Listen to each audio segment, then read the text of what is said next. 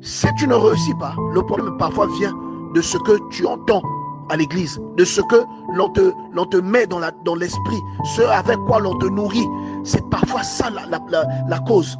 Tu n'arrives pas à être nourri avec la parole qui peut susciter la repentance, qui peut susciter la communion avec Dieu, qui peut te pousser vers l'amour du prochain, qui peut te pousser à pardonner, à enlever tous les fardeaux qui peuvent aujourd'hui t'empêcher d'entrer dans le royaume des cieux. Parfois, c'est là le problème. Le kérosène est un fluide. Même l'urine aussi est un fluide. Et c'est comme dans l'église. Il y a plusieurs types de paroles prêchées dans différentes églises. Il y a des paroles qui donnent la vie et il y a des paroles qui te clouent au sol. Il y a des paroles que tu reçois aujourd'hui, au lieu que ce soit du kérosène si tu es un avion, mais c'est de l'urine. Tu vois d'autres chrétiens décoller, mais toi tu ne décolles jamais. Tu reçois les paroles des personnes qui sont des coachs personnels, des motivateurs, au lieu d'être des prédicateurs de l'évangile. Ce sont des motivateurs et des businessmen. Et ils viennent avec des paroles, voilà, tu dois dominer, tu es né pour dominer, tu es né pour vaincre. Donc si tout le monde domine, donc qui sera dominé alors?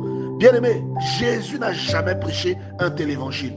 L'évangile que Jésus a prêché, c'est la repentance, la sanctification et l'amour. Jésus n'a jamais prêché l'évangile. Ça, c'est l'eau de l'oseille, parfois qu'on est en train de mettre dans les réservoirs des gens. Vous n'allez jamais décoller avec cette parole. Connectez-vous à la parole de Dieu, à la source, la Bible. Lisez la Bible. Et cette parole produira en vous un effet extraordinaire. Vous allez devenir des bombes. Vous allez décoller, vous pesez des tonnes. Les tonnes là, c'est les problèmes qui sont en train de miner vos vies.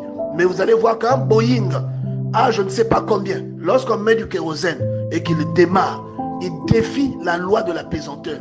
Et il affronte, il va, il s'élève vers le ciel. C'est comme un chrétien qui développe sa foi. Aucune limite ne pourra s'imposer à toi, bien-aimé dans le Seigneur. Mais tout dépend du type de parole que tu écoutes.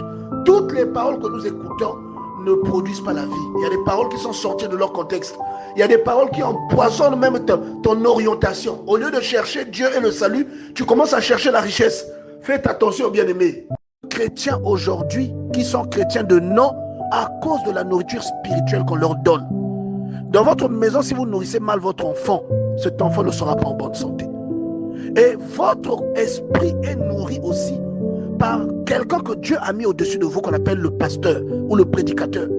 S'il vous nourrit avec une parole qui n'est pas correcte, ça va déformer vos objectifs et votre esprit ne sera pas correctement nourri. Il y a des chrétiens qui sont abonnés aux maris et aux femmes de nuit, quelles que soient les prières qu'ils font.